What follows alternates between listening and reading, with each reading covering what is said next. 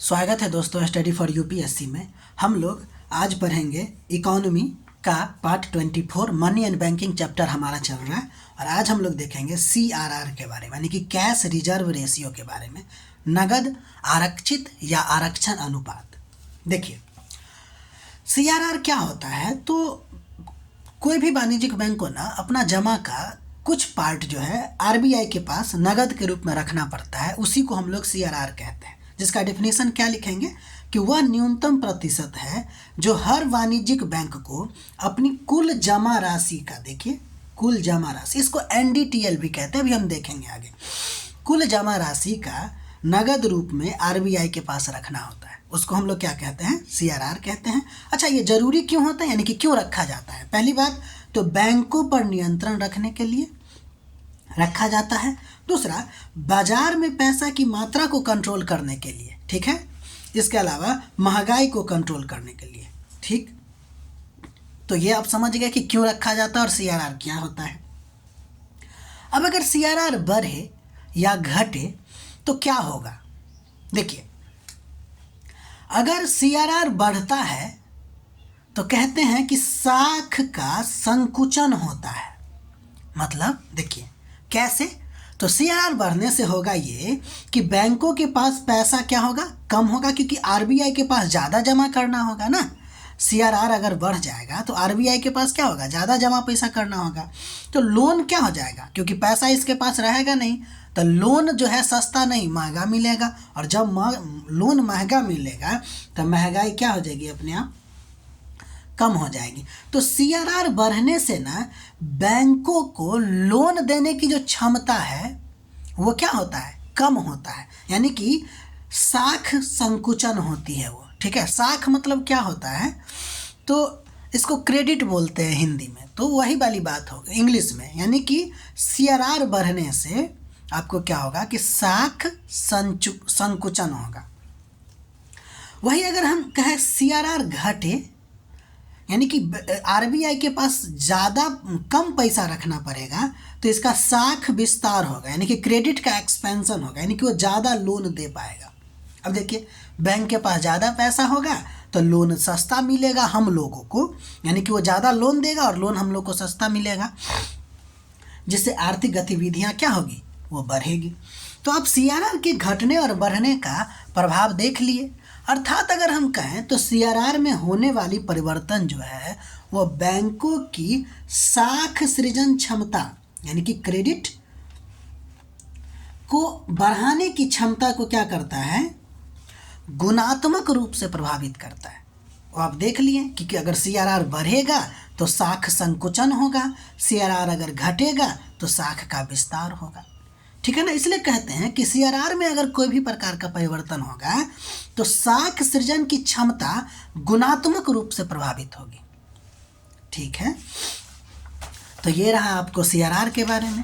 कुछ और बात ध्यान दीजिएगा सीआरआर के बारे में कि सीआरआर में क्या होता है कि आरबीआई में पैसा रखता है नगद के रूप में बैंक, तो उसके बदले में ब्याज नहीं देना पड़ता है आरबीआई को, यानी कि ब्याज आरबीआई नहीं देता है। दूसरा, यह मॉनेटरी पॉलिसी का एक उपकरण के रूप में इसका इस्तेमाल किया जाता है, हम लोग पीछे के लेक्चर में देख चुके हैं। इसके अलावा इसका सीधा असर आपको किस पे पड़ता है, लिक्विडिटी पे पड़ता है। लिक्विडिटी क्या होता है वो भी हम लोग देख चुके हैं। अब अगला नंबर जो है वो एसएलआर है। देखिए एसएलआर का क्या मतलब होता है, स्टैट्यूटरी लिक्विडिटी रेशियो, यानी कि वैधानिक तरलता अनुपात होता है ये। तो ये होता क्या है, तो देखिए सीआरआर में बैंक को कुछ रेशियो के रूप में नगद के रूप में पैसा जो है आरबीआई के पास रखना पड़ता था, लेकिन एसएलआर में क्या होगा कि बैंक को अपनी कुल जमा का कुछ हिस्सा, यानी कि कुछ प्रतिशत, या तो सरकारी बॉन्ड में, ट्रेजरी बिल में, सोना में या नगद के रूप में, ध्यान दीजिए, अपने पास रखना होता है, ठीक। तो सीआरआर और एसएलआर में बेसिक अंतर समझे क्या? एसएलआर में यानी कि ये भी एनडीटीएल का ही पार्ट होता है, कुल जमा का ही पार्ट होता है जो बैंक अपने पास रखता है। और किस रूप में रख सकता है, तो सरकारी बॉन्ड में रखेगा, ट्रेजरी बिल में रख सकता है, सोना या नगद के रूप में रखेगा। और सीआरआर भी एनडीटीएल का पार्ट होता है, लेकिन वो आरबीआई बैंक के पास रखेगा, मतलब बैंक जो है वो आरबीआई के पास रखेगा। अच्छा, यह जरूरी क्यों है? तो पहली बात तो बैंक की सुरक्षा और स्थिरता बनाए रखने के लिए। अचानक बैंक में पैसा खत्म हो जाए तो इससे बैंक की सुरक्षा और स्थिरता बनी रहती है। इसके साथ साथ जमाकर्ताओं की भी सुरक्षा प्राप्त होती है। इससे होगा क्या कि बैंक, मान लीजिए कि जितना पैसा उसको आता है वो एनडीटीएल है, वो पूरा अगर लोने में दे देगा तो फिर जमाकर्ता जो पैसा उसको रोज़ डेली का ज़रूरत पड़ता है वो कहाँ से लाएगा, मतलब जो निकालेगा तो बैंक उसको कहाँ से देगा। तो सीआरआर और एसएलआर इसीलिए रखा जाता है। इससे क्या होगा, एसएलआर से जमाकर्ताओं को सुरक्षा मिलती है। साथ ही साथ एसएलआर जो है अर्थव्यवस्था में पैसा के प्रवाह को भी नियंत्रित करता है। देखिए ना, आपको अगर रिजर्व करके पैसा रखना पड़ेगा तो आप बैंक में तो मतलब आप मार्केट में थोड़ी पैसा लगा सकते हैं, नहीं लगा सकते हैं। तो पैसा के प्रवाह को भी नियंत्रित किया जाता है। तो जिस तरह सीआरआर है उसी तरह एसएलआर होगा, तो वह भी आपको क्या करेगा, बैंक के साख सृजन क्षमता को प्रभावित करेगा। तो जैसे सीआरआर बढ़ेगा और घटेगा तो वैसा ही डिट्टो प्रभाव आपको एसएलआर में होगा। ठीक है, समझ में आई बात? अब हम लोग देखते हैं कुछ और बातें एसएलआर में। देखिए, एसएलआर और सीआरआर दोनों आपको मॉनिटरी पॉलिसी का टूल्स हैं।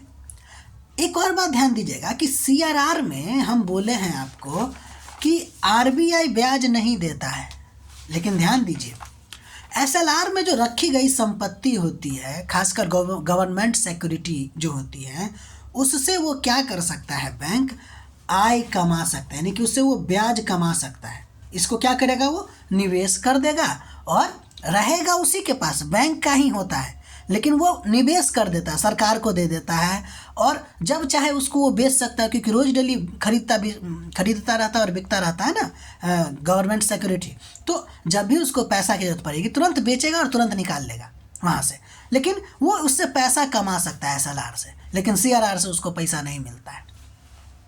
उम्मीद है समझ गए होंगे सीआरआर और एसएलआर। अब हम बार बार कह रहे हैं कुल जमा, उसको बैंकिंग टर्म में हम लोग पढ़ते हैं NDTL, net demand and time liability. देखिए, तो इसमें दो टर्म है, एक तो डिमांड हो गया तो डिमांड डिपॉजिट, और दूसरा हो गया आपको टाइम डिपॉजिट। यानी कि कुछ ऐसे होंगे जो मांग जमाए होंगे और कुछ ऐसे होंगे वो भी जमाए तो होंगे लेकिन समय जमाए उसको कहते हैं। मांग जमाए मतलब क्या है कि मांग कीजिएगा और आपको मिल जाएगा। जैसे जनता के द्वारा पैसा जमा करना, करेंट अकाउंट और सेविंग अकाउंट, जब मर्जी तब आप पैसा उसमें डालिए, जब मर्जी तब पैसा आप निकाल लीजिए। ठीक है ना? तो सेविंग अकाउंट में कुछ लिमिट होता है, करेंट अकाउंट में कुछ लिमिटेशन नहीं होती है। तो ये क्या है, जब भी मर्जी आप पैसा निकाल सकते हैं, तो वो डिमांड डिपॉजिट में आएगा। इसके अलावा बैंक द्वारा जनता के लिए जमा उत्पन्न करना भी इसका एक पार्ट होगा। ये शायद आप लाइन नहीं समझे होंगे, इसको फिर से आपको यहाँ समझाया गया है कि बैंक द्वारा जनता के लिए जमा उत्पन्न करना का क्या मतलब।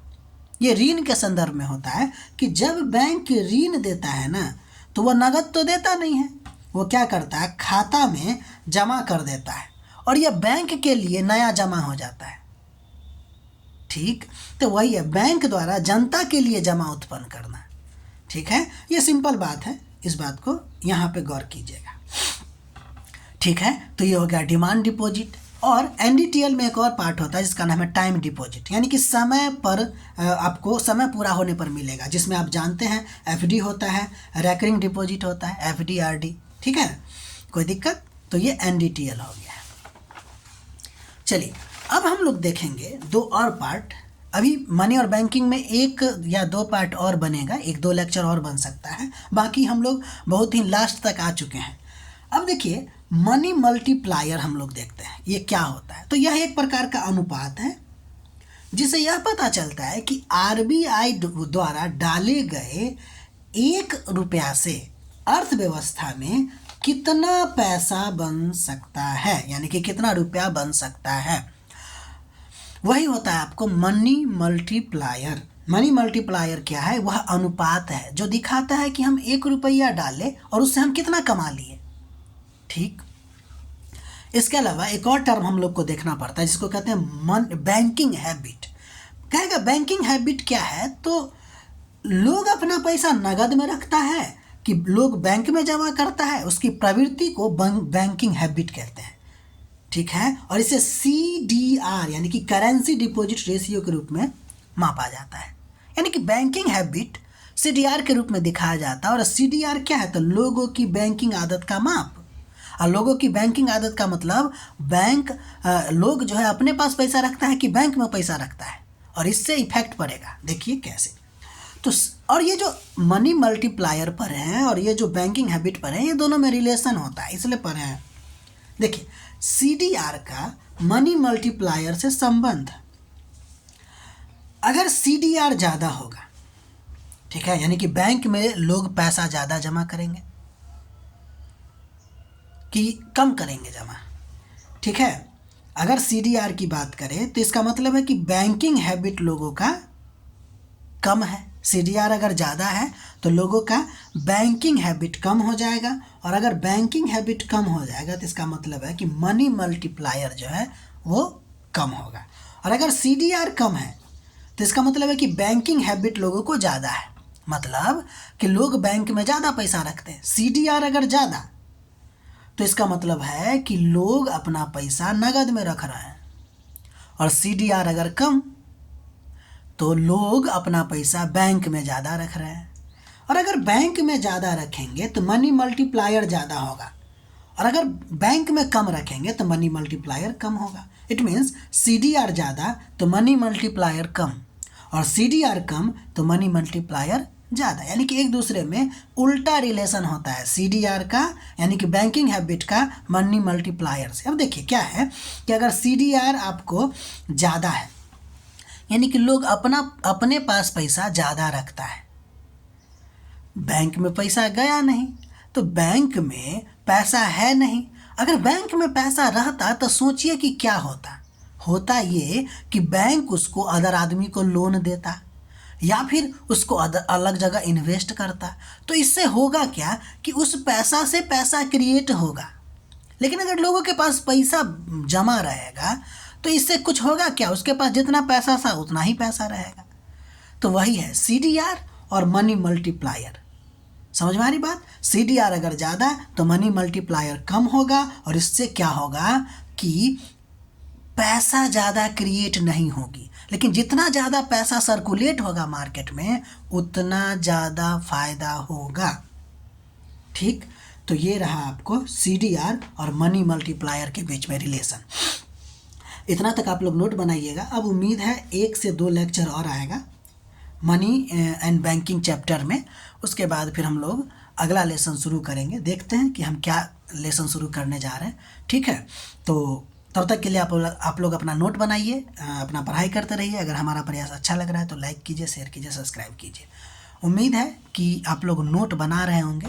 अगर आप नोट बनाइएगा तो लगातार आप देखिएगा कि अभी तक आप लोगों का नहीं हो कुछ तो कम से कम 50-60 पेज तो बढ़ गया होगा जितना हम लिखे हैं आपके लिए।